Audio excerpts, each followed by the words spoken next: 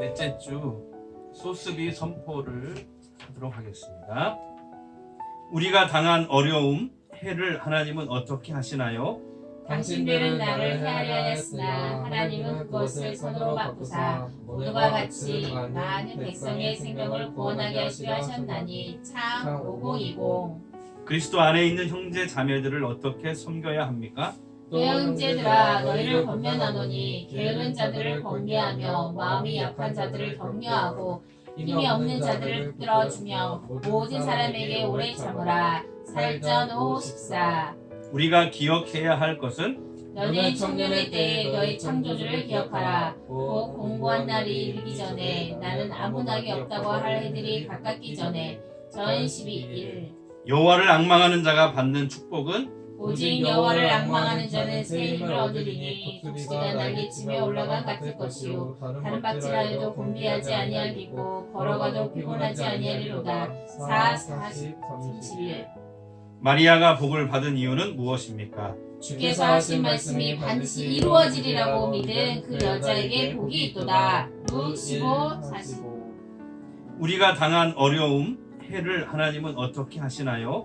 당신들은 나를 헤아려 하였으나 하나님은 그것을 선으로 바꾸사 모두가 같이 많은 백성의 생명을 구원하게 하시려 하셨나니. 창 5020. 그리스도 안에 있는 형제 자매들을 어떻게 섬겨야 합니까?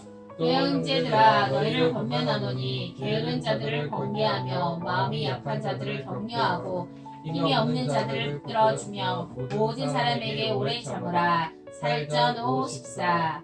우리가 기억해야 할 것은 너는 청년의 때에 너희 창조주를 기억하라. 곧 공고한 날이 이르기 전에 나는 아무 낙이 없다고 할 해들이 가깝기 전에. 전 12일.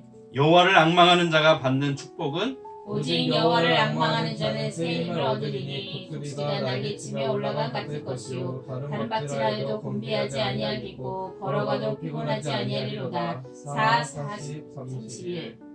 마리아가 복을 받은 이유는 무엇입니까? 주께서 하신 말씀이 반드시 이루어지리라고 믿은 그 여자에게 복이 있도다. 루 15, 45. 욥기 23장 10절 이번 주 하가다 말씀을 5번 읊조리도록 하겠습니다.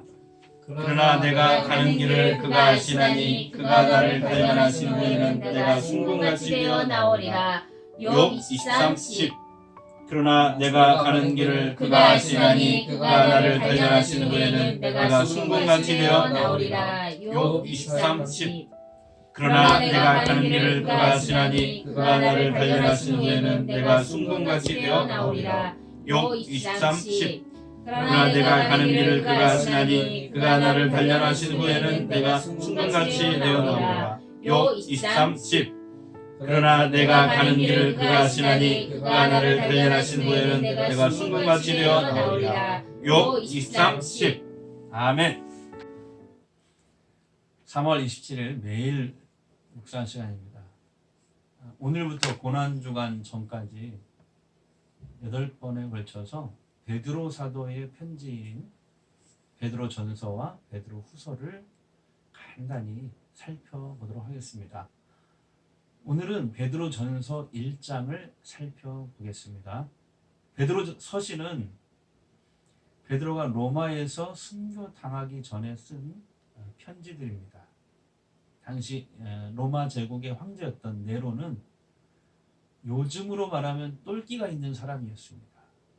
그는 64년 경에 로마 도시에 화재를 일으켰는데 여론이 악화가 되자 그 책임을 그리스도인들에게 돌렸습니다.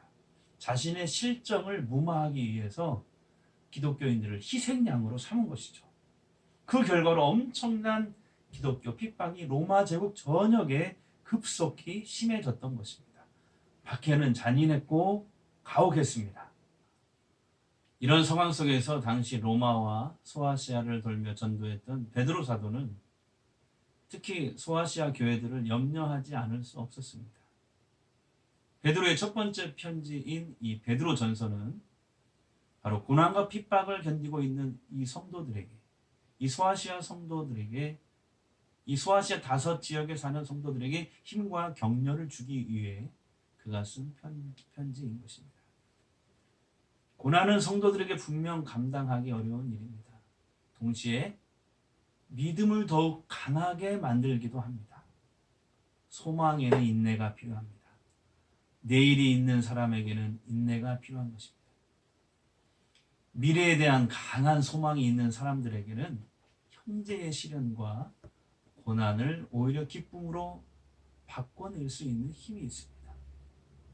베드로는 예수 안에서 이 소망을 근거로 그리스도인의 바른 삶의 자세에 대해서 편지 전체에 기록해 놨습니다.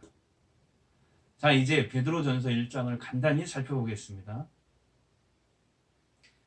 베드로 사도는 64년경에 네로 황제로부터 극심한 박해를 받고 있던, 그래서 고난 가운데 있는 소아시아 5개 지역 성도들에게 이 편지를 쓴다고 말하고 있습니다.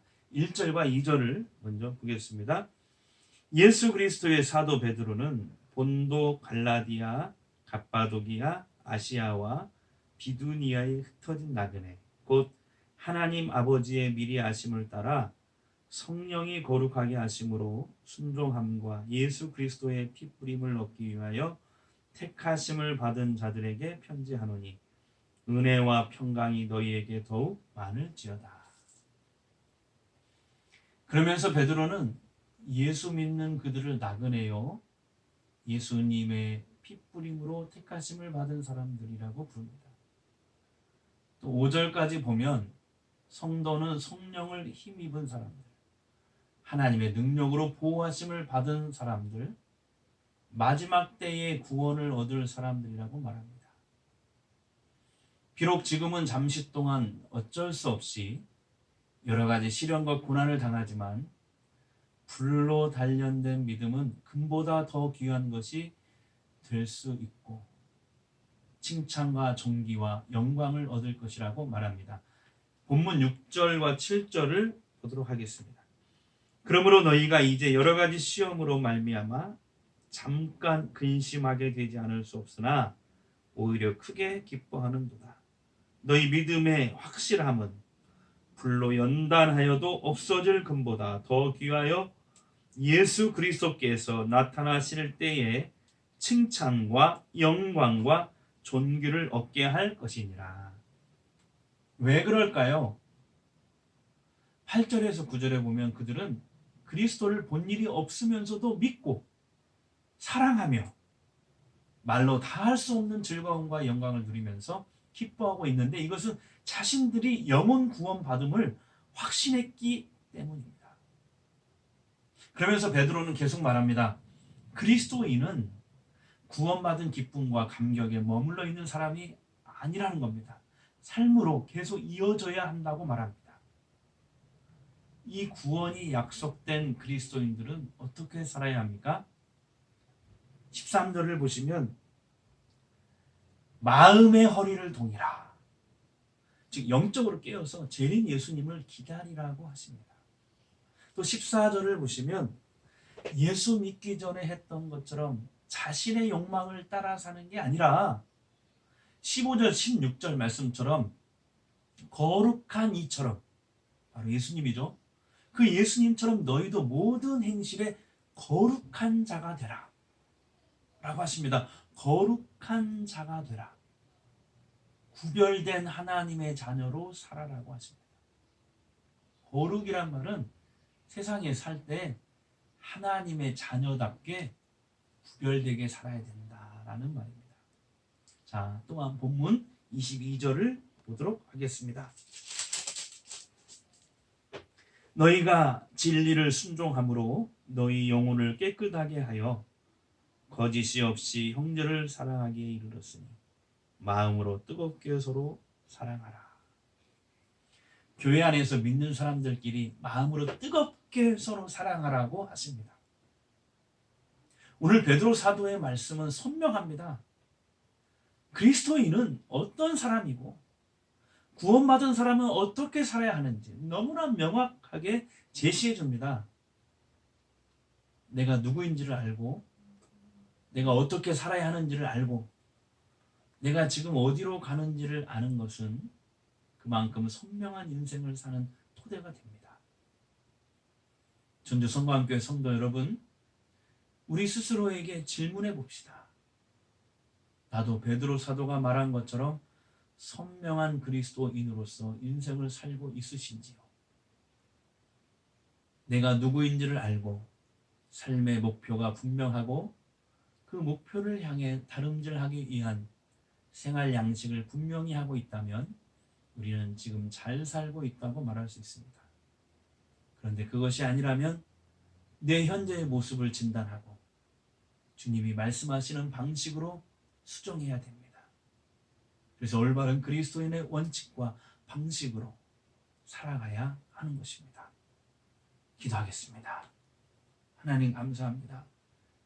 엄청난 핍박을 당하고 있는 이 소아시아 교회들, 이 성경 시대의 소아시아 교회들은 이제 신앙을 지키기 위해서 어려운 고난의 생활을 감수하였습니다. 사도 바울은 그럼에도 불구하고 고난 때문에 흔들리는 신앙인이 아니라 고난이 있을지라도 그리스도인들은 구원받은 자녀답게 이제 예수님을 닮아가는 삶, 구별된 삶, 또 형제들끼리 예수 믿는 형제들끼리 더욱 뜨겁게 사랑하며 사는 삶. 예수 믿기 전에 죄에 이끌려 살았던 삶이 아니라 이제는 성령에 이끌리고 말씀에 이끌려 그 말씀을 따라 사는 삶, 그 삶을 살기를 권면하고 있습니다. 오늘 우리 시대에도 우리 전주 성광교회 성도들은 베드로 사도의 이 권면, 하나님의 말씀을 마음에 새기고 예수님 닮아가는 믿음의 사람들로, 성화의 길을 가는 사람들로 거듭나게 도와주시옵소서. 성령 충만케 하여 주시옵소서. 오늘 하루도 함께하여 주실 걸 믿사오며 예수님의 이름으로 기도합니다. 아멘.